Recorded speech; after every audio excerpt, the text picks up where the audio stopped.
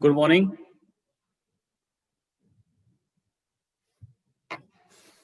Morning sir.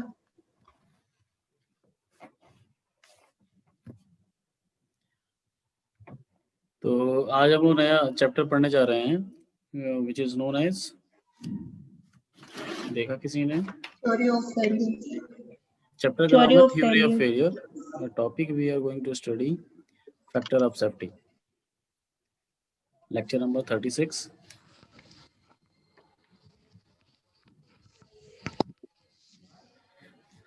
अच्छा, आप लोग को पता है कि एक ट्रेन होती है, उसमें एक बोगी है, ठीक है? बोगी है, स्लीपर बोगी है, उसमें कितनी सीट होती है?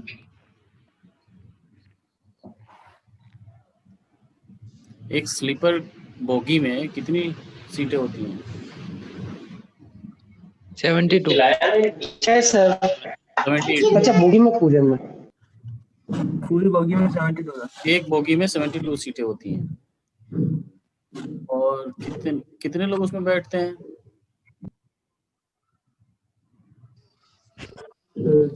Greater than 72. क्या? Greater than 72. Greater than 72। Train का जो प्लेटफॉर्म, मतलब ट्रेन का जो बेस, मतलब जहाँ पे लोग खड़े होते हैं, जो सरफेस है, वो उस सरफेस पे किस टाइप की लोड अप्लाई हो रहा है?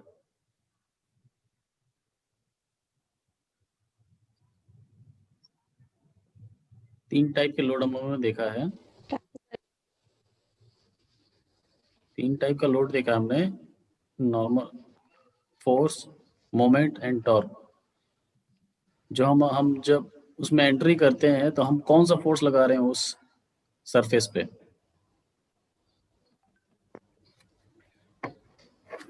कौन सा फोर्स लगा रहे हैं?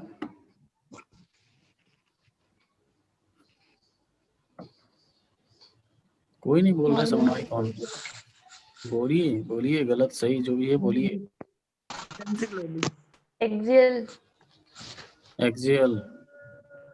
कौन सा एक्सिस कहाँ है उसका? नीचे से ऊपर?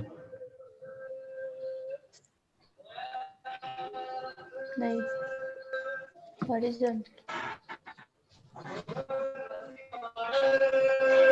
तो एक्सियल कैसे हो गया? मोमेंट, बेंडिंग मोमेंट अप्लाई हो रहा है, एक बीम की तरह काम कर रहा है वो। तो लंबा सा लेंथ है उसकी, उसके ऊपर खड़े हैं लोग, ट्रांसवर्स लोड अप्लाई कर रहे हैं, तो बीम की तरह काम कर रहा है वो। तो बेंडिंग होने की टेंडेंसी होगी, बेंडिंग की वजह से फेलियर होगा। अगर उसकी स्ट्रेंथ ऐसी होती कि वो 72 लोगों को ही, 72 लोगों का लोड ही सस्टेन कर सकता है, तो जैसे ही एक वेटिंग लिस्ट वाला भी चढ़ेगा उस पे, वो की फ्रैक्चर हो जाएगी, फेलियर हो जाएगी, बेंड हो जाएगा परमानेंटली। होगा? Yes, sir. Yes sir. ठीक है, तो फिर भी नहीं होता है, होता है क्या? उसके नहीं। उसके डबल ट्रिपल लोग बैठ जाते हैं, फिर भी कुछ नहीं होता है। क्या रीजन है? और उसकी स्ट्रेंथ ज्यादा रखी जाती है, 72 लोगों से मतलब फेल होगा उससे भी ज्यादा रखी जाती है, इसलिए हाँ, स्ट्रेंथ फैक्टर ज्यादा ऑफ रखी सेफ्टी जाती ज्यादा है। ली जाती है। स्ट्रेंथ ज्यादा रखी जाती है ताकि किसी भी अनअवॉइडेबल कॉज को सस्टेन कर सके। और अदर कंडीशन में, और भी वर्स्ट कंडीशन में भी वो मशीन मेंबर या कंपोनेंट स्ट्रक्चरल मेंबर काम कर सके। ठीक है, ऐसे बहुत सारे जितने भी, जैसे मान लो कोई एक आयरन का रॉड है, वो किसी वर्क किसी किसी मशीन मेंबर में या कंपोनेंट में यूज हो रहा है। ठीक है, तो उस पे लोड लग रहा है 10 किलो न्यूटन का। ठीक है, 10 किलो न्यूटन का लोड लग रहा है और हमने 12 किलो न्यूटन उसकी स्ट्रेंथ है, 12 किलो न्यूटन उसकी स्ट्रेंथ है लोड के टर्म में। ठीक, अगर वो आयरन रॉड किसी ऐसे इन्वायरमेंट में रखा है जहां पे कोरोजन के चांसेस ज्यादा हैं, कोरोजन आयरन में सबसे जल्दी होता है, आयरन ऑक्साइड जल्दी बनता है, तो उसका सरफेस क्या होगा, कोरोड हो जाएगा, रस्टिंग हो जाएगी, जंग लग जाएगा, तो उसका सरफेस क्या होगा, धीरे धीरे खत्म हो जाएगा। जब खत्म होगा तो अगर आयरन रॉड है तो आपको लगता नहीं कि उसका डायमीटर कम हो जाएगा? हाँ। डायमीटर कम होगा, अगर डायामीटर कम होगा तो एरिया कम हो जाएगा, एरिया कम होगा तो पता है हमको कि स्ट्रेस क्या होता है, फोर्स अपॉन एरिया। तो फोर्स अपॉन एरिया जो स्ट्रेस जनरेटेड होता है वो क्या हो जाएगा, ज्यादा हो जाएगा, क्योंकि एरिया कम हो गया। तो वो Yes, स्ट्रेस sir. जनरेटेड ज्यादा इतना ना हो जाए कि उसकी स्ट्रेंथ से ज्यादा हो जाए। हमने तो डिजाइन किया था ऐसे, डिजाइन मतलब कि लोड ऐसे लगाया था जैसे वो बहुत ही स्ट्रांग है, बट कोरोजन हमको पता नहीं चला कोरोजन, क्योंकि वो ऐसा एलिमेंट है जो दिखाई नहीं दे रहा मशीन के अंदर। ठीक है, लेकिन कोरोजन हो गया उसके, तो उसका कोरोजन होने की वजह से एरिया कम हुआ, एरिया कम हुआ तो स्ट्रेस ज्यादा हो गया, स्ट्रेस जनरेटेड ज्यादा हो गया और उसके स्ट्रेंथ से ज्यादा हो गया, तो वो फ्रैक्चर हो जाएगा। और हम सोचेंगे अरे हम तो डिजाइन अच्छे से किए थे, हम तो उसके मटेरियल के स्ट्रेंथ से ज्यादा डायमीटर रखे थे। ठीक है, मटेरियल के स्ट्रेंथ के हिसाब से डायमीटर रखे थे, लेकिन वो डायमीटर कोरोजन की वजह से खत्म हो गया, वो हमको हमें नहीं पता चला। तो कोरोजन को कंसीडर करना पड़ेगा फॉर फैक्टर ऑफ सेफ्टी। और भी बहुत सारे फैक्टर्स हैं जिसकी वजह से वो फैक्टर ऑफ सेफ्टी लिया जाता है। कभी आपने मैक्सिमम फ्लक्चुएटिंग लोड बोला जाता है, एक फ्लक्चुएटिंग लोड का मतलब है कभी 20 किलोमीटर का लग रहा है, कभी 10 किलोमीटर, कभी 20 10 20 10 20 10 20 10 फोर्स लग रहा है ऐसे, तो उसकी स्ट्रेंथ कम हो जाती है इस तरह की लोडिंग से। फ्लक्चुएटिंग लोड बोलते हैं इसको, फटीग स्ट्रेंथ बोलते हैं, उस मटेरियल की स्ट्रेंथ फील्ड स्ट्रेंथ से कम हो जाती है, that strength is known as fatigue strength. अगर कोई मटेरियल पे सिर्फ एक्सियल लोडिंग अप्लाई कर रहे हैं, कांस्टेंट लोड अप्लाई कर रहे हैं, तो उसकी स्ट्रेंथ अगर 200 मेगापास्कल है, अगर वही मैं जो लोड है वो अगर अप्लाई कर रहा हूं मैं 10 किलोन्यूटन का फोर्स अगर अप्लाई कर रहा हूं, लेकिन एक बार 10 किलोन्यूटन टेंसाइल, एक बार 10 किलोन्यूटन कंप्रेसिव ऐसे अप्लाई कर रहा हूं, तो उसमें स्ट्रेस जो होगा उसकी स्ट्रेंथ कम हो जाएगी। मतलब स्ट्रेंथ का कम हो जाना, या फिर बोले तो स्ट्रेस जनरेटेड इनसाइड मटेरियल ज्यादा हो जाना। इनसाइड अंदर मटेरियल के अंदर स्ट्रेस जो जनरेट हो रही है अगर ज्यादा जनरेट हो गई तो जल्दी फ्रैक्चर हो जाएगा। या फिर उल्टा बोले कि स्ट्रेंथ अगर कम है मटेरियल की पहले से ही, तो इसमें स्ट्रेस कितना भी जनरेट करो वो जल्दी टूटने की कैपेसिटी, उसकी कैपेसिटी मतलब क्या, जल्दी टूट जाएगा, वो टेंडेंसी है। ठीक है, तो बहुत सारे फैक्टर हैं, फ्लक्चुएटिंग लोड या फिर एनवायरमेंटल कंडीशन, और भी इन्वायरमेंटल कंडीशन में टेम्परेचर भी आता है। अगर टेम्परेचर अगर रूम टेम्परेचर से ज़्यादा है और वो मशीन मेंबर उस कंडीशन में काम कर रहा है तो उसके फ्रैक्चर होने की चांसेस ज़्यादा होंगी, तो उसके लिए फैक्टर ऑफ सेफ्टी लेना पड़ेगा, वो भी कंसिडर करना पड़ेगा, टेम्परेचर भी। ठीक है, तो स्टार्ट करते हैं चैप्टर नंबर 2, अलाउबल। उसका पहला टॉपिक है allowable load and allowable stresses, that is consider in factor of safety. देखिए मैं पढ़ रहा हूँ इसको। The maximum load that a structural member और a machine component will be allowed to carry under normal condition is considerably smaller than the ultimate load. Ultimate load का मतलब क्या है, मैक्सिमम लोड एक मटेरियल के ऊपर कितना अप्लाई किया जा सकता है, और अल्टीमेट लोड के बाद क्या होता है, फ्रैक्चर स्टार्ट हो जाता है। ठीक है, फ्रैक्चर स्टार्ट हो जाता है। हमने स्ट्रेस स्ट्रेन कर्व में देखा था, यहाँ पे टॉप पे सबसे ज्यादा स्ट्रेस जहाँ पे जनरेट हो रही है, that point is known as ultimate point. और एक और पॉइंट उससे पहले था यील्ड पॉइंट। Yield point. ठीक है, तो क्या बोला जा रहा है यहाँ पे, machine component will be allowed to carry under normal condition is considerably smaller than the ultimate load. Ultimate load से कम ही जनरेट किया जाता है स्ट्रेस नॉर्मल कंडीशन में। ट्रेन में नॉर्मल कंडीशन क्या है कि 72 लोग ही बैठेंगे, ठीक है, 72 लोग ही बैठेंगे। तो 72 लोग बैठ रहे हैं तो उसका जो स्ट्रेस या लोड जो है वो अल्टीमेट लोड से क्या होना चाहिए, कम होना चाहिए, कम होना। ताकि और भी लोग बैठ सकें, 72 से ज्यादा भी लोग बैठ सकें, अल्टीमेट लोड तक ना पहुंचे वो वैल्यू, ठीक है। This smaller load is the allowable load. Allowable load इसको कहा जाता है अलाउबल, मतलब इतना अलाउ है। इससे ज्यादा अलाउ करोगे तो फैक्टर ऑफ सेफ्टी खत्म होने लगेगी, खत्म होने लगेगी। जैसे मोटरसाइकिल में भी होता है रिजर्व, कुछ पेट्रोल बचाने के लिए, ठीक है, कि किसी कंडीशन में ऐसा कि हम दूर जा रहे हैं, पता चला पेट्रोल खत्म हो गया, तो रिजर्व यूज करके थोड़ा और दूर जा सकते हैं पेट्रोल पंप तक, ठीक है। तो समटाइम्स कॉल्ड द वर्किंग और डिजाइन लोड, इसकी उसका एक और नाम है वर्किंग और डिजाइन लोड। डिजाइन मतलब इस लोड के लिए डिजाइन किया गया है, इससे ज्यादा करोगे तो फैक्टर ऑफ सेफ्टी खत्म होने लगेगी। फैक्टर ऑफ सेफ्टी की वजह से जो लोड हमने ज्यादा रखा है कि इतना तक भी पहुंच सकता है, तो वो कम होने लगेगा। मतलब कोई मटेरियल है, उसका स्ट्रेंथ है 100 मेगा पास्कल, और जो डिजाइन लोड होगा वो 100 से ज्यादा होगा, कम होगा, कम होगा। कम होगा। अगर डिजाइन लोड या वर्किंग लोड या फिर अलाउबल लोड 50 मेगा पास्कल है, ठीक है, तो 50 मेगा पास्कल स्ट्रेस जनरेट हो रही है उसके अंदर, और उसका स्ट्रेंथ कितना है 100 मेगा पास्कल। तो 50 से आगे और भी बढ़ सकते हैं हम, लेकिन बोला जा रहा है कि 50 से कम ही रखना है, 50 से ज्यादा नहीं रखना है, ठीक है। इतना ज्यादा मतलब गैप रखा जा रहा है, रिस्क नहीं लिया जा रहा है कि 50 के बाद 75 पे भी सेफ है, बट हमको नहीं जाना उसमें, रिस्क में नहीं जाना है, ठीक है। 50 से कम ही रखना है, तो that is known as allowable load, working load और डिजाइन लोड 50, ठीक है। Thus, only a fraction of ultimate load capacity of the member is used when the allowable load is applied, ठीक है।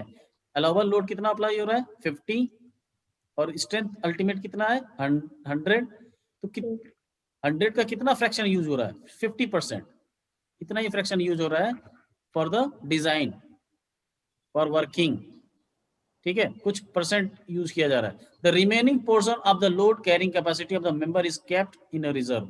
बाकी जो 50 बचा हुआ है वो क्या है, रिजर्व है, to assure its safe performance. इसकी सेफ परफॉर्मेंस को एश्योर करता है, मतलब कंफर्म करता है कि हाँ भाई ये सेफ है। अगर 50 तक रहोगे तो किसी भी कंडीशन में ये फ्रैक्चर नहीं होगा, किसी भी वर्किंग कंडीशन में या फिर किसी भी लोडिंग कंडीशन में ये फ्रैक्चर नहीं होगा, ठीक है।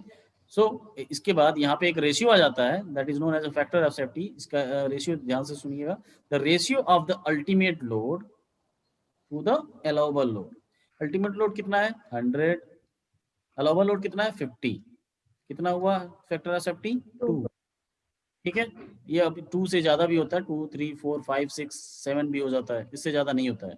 और फैक्टर ऑफ सेफ्टी ज्यादा भी नहीं रख सकते हैं, अभी हम देखेंगे एक न्यूमेरिकल के थ्रू, ठीक है। तो फॉर्मूला क्या बनेगा, फैक्टर ऑफ सेफ्टी को मैं शॉर्ट फॉर्म में लिखते हैं कैपिटल एन से, या फिर FOS,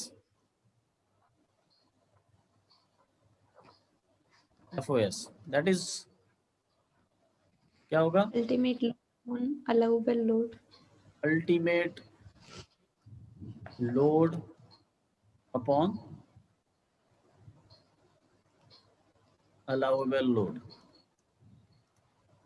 नोट करते जाइएगा क्योंकि अभी न्यूमेरिकल होने वाला है। अच्छा, अल्टीमेट का नाम जब तब लेते हैं जब हम फ्रैक्चर की बात करते हैं, तो ये किसके लिए, फ्रैक्चर के लिए। अगर मटेरियल का सेफ कंडीशन फ्रैक्चर पे डिपेंड करता है, मतलब ब्रिटल मटेरियल किस पे फ्रैक्चर होता है, अल्टीमेट लोड पे। ब्रिटल मटेरियल में सिर्फ अल्टीमेट पॉइंट आएगा, इल्ड पॉइंट नहीं आता है, ठीक है, इल्ड पॉइंट नहीं आता है। किस में आता है इल्ड पॉइंट, डक्टाइल मटेरियल में। और डक्टाइल मटेरियल का फेलियर कब होता है, जब इल्ड लोड पहुंचता है, और फ्रैक्चर कब होता है उसका, अल्टीमेट लोड। ठीक है। तो लेकिन अगर दोनों मटेरियल के फ्रैक्चर की बात की जा रही है, बट ब्रिटल हो चाहे डक्टाइल मटेरियल, तो उस केस में फैक्टर ऑफ सेफ्टी का फॉर्मूला क्या होगा? Ultimate load upon Ultimate load. ठीक है। allowable load. उसके बाद स्ट्रेस के टर्म में क्या लिखेंगे? ऐसे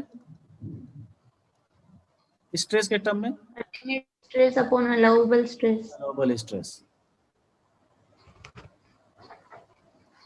ultimate stress upon allowable stress.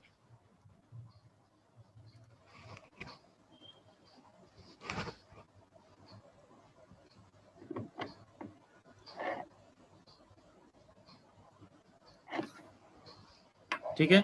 अब मैं अलग अलग कर रहा हूं थोड़ा।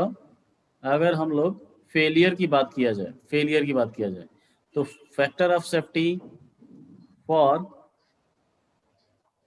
डक्टाइल मटेरियल, अब मैं नोटेशन में लिख रहा हूँ, factor of safety equals to sigma ultimate strength in tensile divided by sigma allowable. Generated. Allowable नहीं लिख रहा हूँ मैं, सिग्मा डब्ल्यू लिख रहा हूँ, वर्किंग। ठीक है। इसको एक और नाम दिया जाता है सिग्मा यूएसटी, तो सही है, डिवाइडेड बाय सिग्मा परमिसिबल। इतना परमिसिबल है। सिग्मा पीईआर का मतलब है परमिसिबल।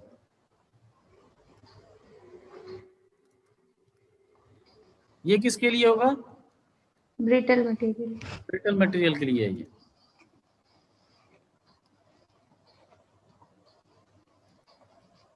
किसी को डाउट है तो पूछ लो, बाद में मैं देख रहा हूँ, मैं कल मैं कॉपी चेक कर रहा था आप लोगों की, पता चल रहा है कुछ आ ही नहीं रहा है, सब मेहनत बेकार। सर वो कल के बारे में कुछ बोलना था। बहुत पहले चेक कर लेना चाहिए था, ताकि मैं मेहनत नहीं करता इतना। सर वो कॉपी में से आपने 68 में से दिए थे सर, पर 48 के मार्किंग हुआ ना सर। हाँ 48 में है, वो आया होगा 60 में। मैसेज भी तो उसमें लिखा है यार, मेल में चेक करोगे उसमें लिखा है message, marks is out of 48 not 68। Okay okay. पूरा मैसेज पढ़ते नहीं हो। अगर डक्टाइल मटेरियल की बात करें तो sigma YST, strength tension. Tension का मतलब क्या? टेंसाइल टेस्टिंग की जाती है तभी स्ट्रेंथ निकलती है। इसलिए हमेशा जो यूटीएम है, यूनिवर्सल टेस्टिंग मशीन, वो टेंसाइल टेस्ट की वजह से, टेंसाइल टेस्ट से यील्ड स्ट्रेंथ निकालता है, इसलिए ये YST लिखते हैं। और ये क्या है? मटेरियल प्रॉपर्टी है। ठीक है। और नीचे क्या है? जनरेटेड स्ट्रेस है या फिर डिजाइन स्ट्रेस है, यहां तक ही जनरेट हो सकता है, इतना ही जनरेट हो सकता है। सर अपन कंप्रेसिव टेस्टिंग करके भी फाइंड कर सकते हैं क्या? निकाल सकते हैं, बट कंप्रेसिव वाला जो टर्म है वो सिविल स्ट्रक्चर में ज्यादा आता है, टेंसाइल ये सब ज्यादा, शियर मैकेनिकल में आता है। तो हम लोग टेंसाइल टेस्टिंग पे ही ज्यादा ध्यान देते हैं। सिविल स्ट्रक्चर जैसे कॉलम है, कंप्रेसिव स्ट्रेंथ उसकी आती है, तो कंप्रेसिव स्ट्रेस जनरेट होता है। वो भी कंप्रेसिव में भी सेम ही होगी ना फिर फैक्टर ऑफ सेफ्टी तो? अलग होती है मटेरियल की, तो नहीं, फैक्टर ऑफ सेफ्टी बदल जाएगी ना, क्योंकि ये वैल्यू बदल जाएगी ना, सिग्मा YSC हो जाएगा वो, और उसकी वैल्यू अलग आएगी। टेंसाइल स्ट्रेंथ, किसी एक मटेरियल की टेंसाइल स्ट्रेंथ और कंप्रेसिव स्ट्रेंथ डिफरेंट होती है। ठीक है, नोट कर लिया ये। और अब बोलेंगे अगर, तो ये बताइए सिग्मा W क्या होगा? Sigma UST upon FOS। Sigma W equals to sigma YST upon FOS। Brittle और ये डक्टाइल। ठीक है। अब इसके बाद जैसे हम लोगों ने पहले भी कुछ कई बार सेफ कंडीशन के लिए हमने डायमेंशंस फाइंड किए हैं। ठीक है। तो फॉर सेफ कंडीशन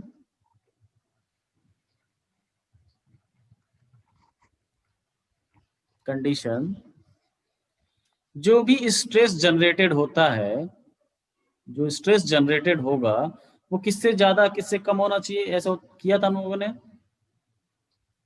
देखिए कोई एक मशीन मेंबर है, कोई एक मशीन मेंबर है ऐसा, इस पे मैंने फोर्स लगाया, फोर्स लग रहा है P, इसकी वजह से स्ट्रेस जनरेट होगा, एक sigma generated force upon area होगा, ठीक है। ये वैल्यू किससे कम होनी चाहिए, YST से, सिग्मा YST से। Case of ductile. अब हमें फैक्टर ऑफ सेफ्टी को अपने मतलब कंसीडर करना है। अभी हमने पढ़ रहा है हम लोग फैक्टर ऑफ सेफ्टी, तो अब इसको कंसीडर करना है। तो अब जो सिग्मा जनरेटेड होगा that should be less than और equal to sigma W, working stress से कम होना चाहिए। और सिग्मा W क्या है, sigma YST upon FOS factor of safety. या फिर UST अपॉन FOS, वो डिपेंड करता है कौन सा मटेरियल गिवन है, डक्टाइल है या फिर ब्रिटल है। तो generated should be less than sigma W या सिग्मा परमिसिबल, ठीक है। जो जनरेटेड स्ट्रेस है अब वो वर्किंग स्ट्रेस से कम होना चाहिए, क्योंकि अब हम फैक्टर ऑफ सेफ्टी को कंसीडर कर रहे हैं, ठीक है।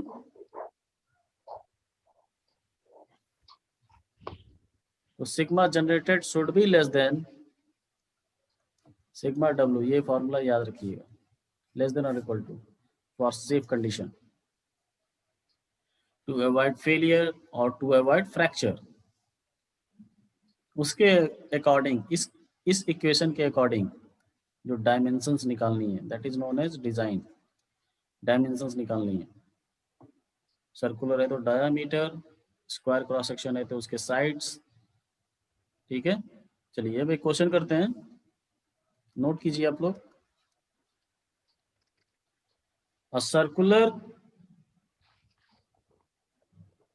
bar is under, sorry, a circular bar is subjected to an axial force of 25 kilonewton, axial force of 25 kilonewton.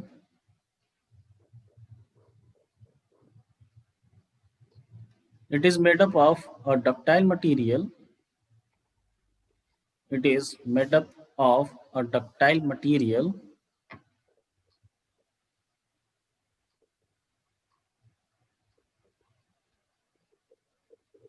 हो गया।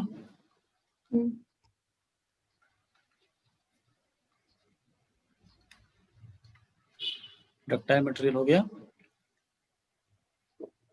Find its safe diameter,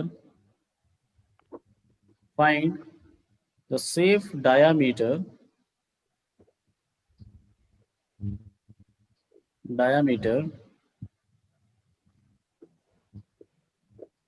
if नहीं for find क्या लिखा, find the safe diameter point A considering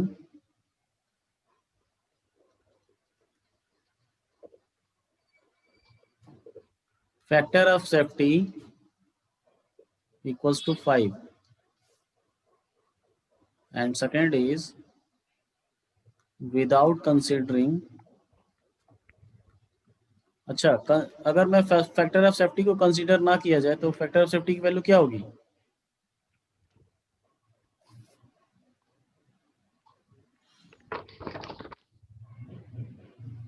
अगर factor of safety को consider ना किया जाए तो फैक्टर ऑफ सेफ्टी 1 या 1 सर, 1, वेरी गुड, 1 होगी ना। हाँ, factor of safety equals to 1। अगर कंसीडर नहीं किया जाएगा तो ये स्टैंडर्ड है, ठीक है, इसको 0 ले लोगे गलत हो जाएगा, फिर इनफाइनाइट आ जाएगा फिर। सर ये कैसे किया सर, ये नहीं आ रहा समझ। अरे फैक्टर ऑफ सेफ्टी जब कंसीडर नहीं करते थे तो वर्किंग स्ट्रेस उसके अल्टीमेट स्ट्रेस के बराबर ही रखेंगे ना।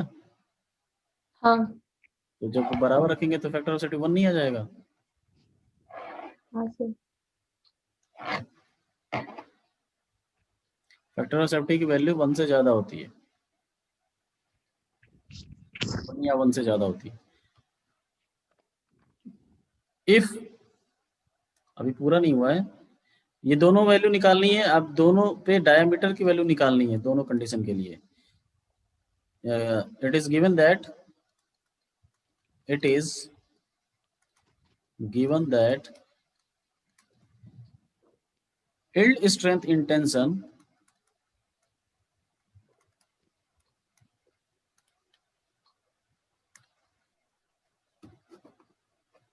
yield strength in tension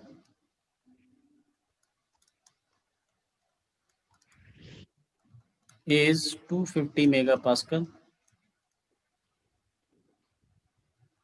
and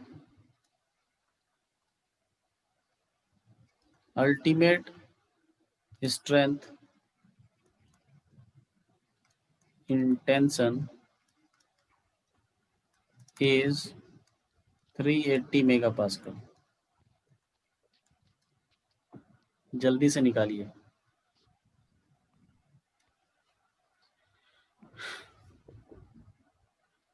दो डायामीटर आएगा, एक कंसिडरिंग फैक्टर ऑफ सेफ्टी और दूसरा without considering factor of safety.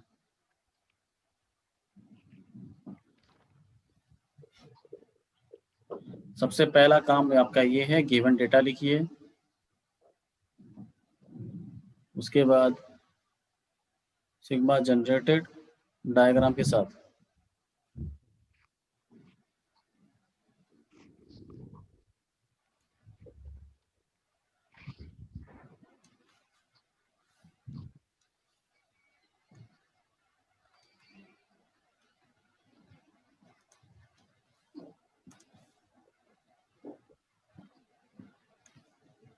Tensile loading apply हो रही है, डायग्राम कैसा होगा, सर्कुलर है ये, फोर्स लग रहा है कितने का, 20 25 kilo Newton.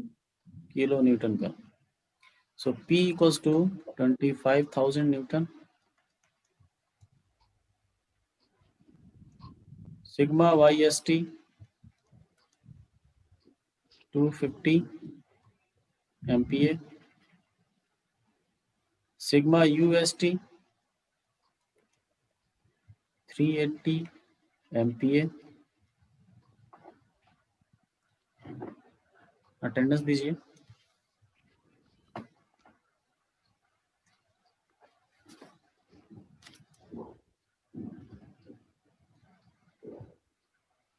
Manraj Meena, yes sir. तुमसे कई दिन से मैं बोलना चाह रहा था, तुम दो बार अटेंडेंस क्यों देते हो एक ही बार में?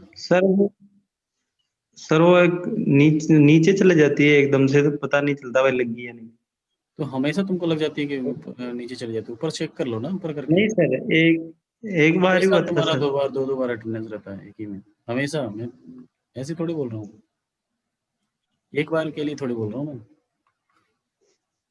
एक ही बार दिया करो बेटा, ध्यान से दिया करो कि दे दिया मैंने। ठीक है सर, एक बार।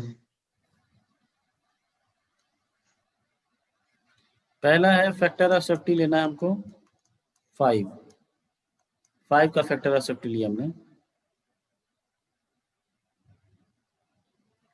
उसके बाद क्या निकालेंगे, sigma generated, that is force upon area. Force कितना है 25,000 डिवाइडेड बाय एरिया कितना होगा, कौन बताएगा? आप लोग नहीं बताएंगे जो बोल रहे थे अभी तक।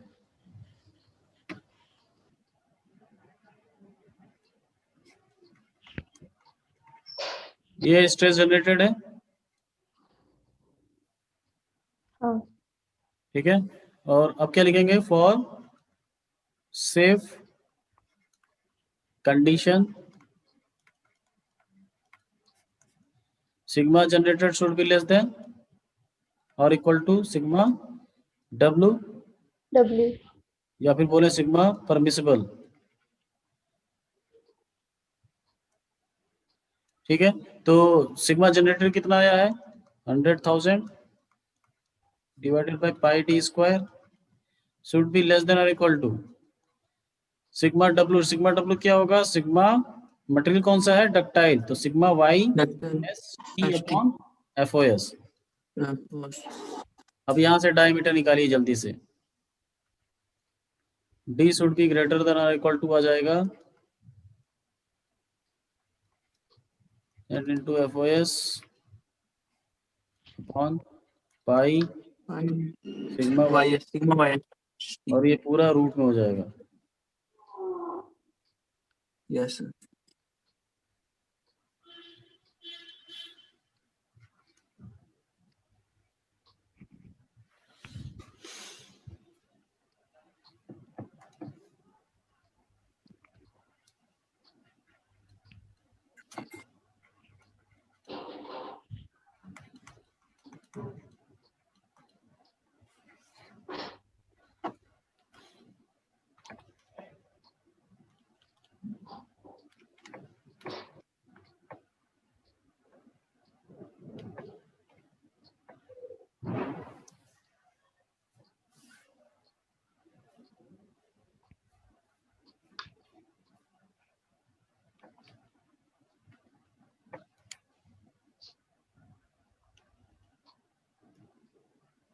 कितना आया? 0.025 मीटर। गलत। कितना? मीटर नहीं, एमएम Zero बताओ, एमएम बताओ। 25.23 हाँ, हाँ 25.23 सही है। ग्रेटर देन और इक्वल टू आएगा, मतलब सेफ Yes, कंडीशन sir. के लिए 25.23 से कम रखोगे तो फ्रैक्चर होगा। 25.23 से ज्यादा रख सकते हो कितना भी, लेकिन ज्यादा इतना भी ज्यादा नहीं रखना है। मटेरियल ज्यादा हो जाएगा, फिर कॉस्ट ज्यादा हो जाएगी। ठीक है, लेकिन हमारे अभी तक तो आंसर यही है कि 25.23 ग्रेटर देन और इक्वल टू 25.23 mm होना चाहिए। बी कंडीशन के लिए कीजिए आप लोग।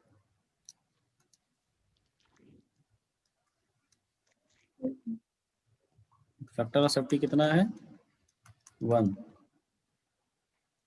सिग्मा जनरेटेड तो वही होगा 100,000 should be less than or equal to sigma w 100,000 divided by pi d square should be less than or equal to sigma yst. Sigma yst is 250 है मेगा पास्कल। हम लोग तो न्यूटन में और MM में रख रहे हैं सब कुछ, तो ये अपने आप मेगा पास्कल में ही रखेंगे। तो यहाँ से डी निकालोगे, it should be greater than और इक्वल टू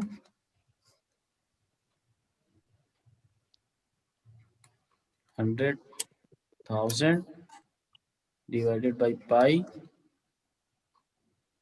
और multiply by sigma W divided by 250। बताइए diameter should be greater than equal to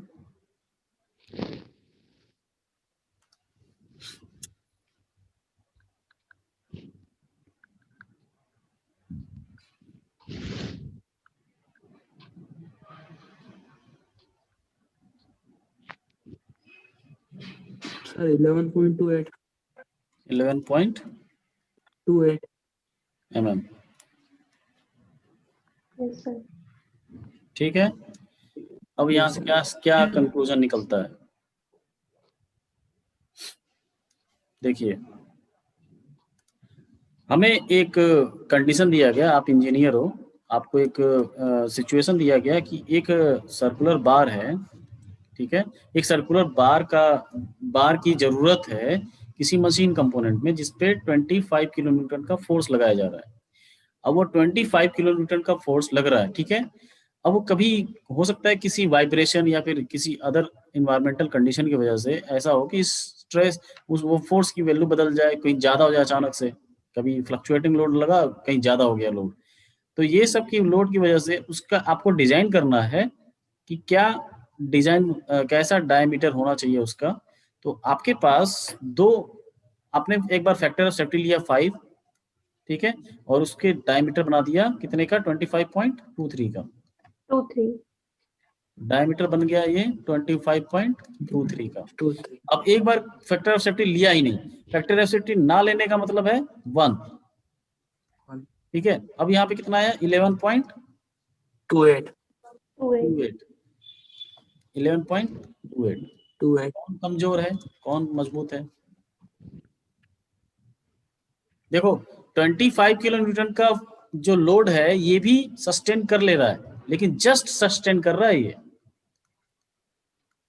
25 kilo Newton just sustain कर रहा है। अगर थोड़ा भी से ज्यादा हुआ तो ये फ्रैक्चर हो जाएगा, ठीक है। ऊपर वाले से ज्यादा लेकिन ये सेफ रहेगा 25 के ऊपर भी, ठीक है। 25 के ऊपर भी सेफ रहेगा। वैसे ही देखने पे क्या पता चल रहा है कौन स्ट्रांग होगा, ऊपर वाला, ये ज्यादा स्ट्रांग होगा। ऊपर वाले। लेकिन यहाँ पे एक चीज दिक्कत आएगी कि फैक्टर ऑफ सेफ्टी जैसे जैसे बढ़ाओगे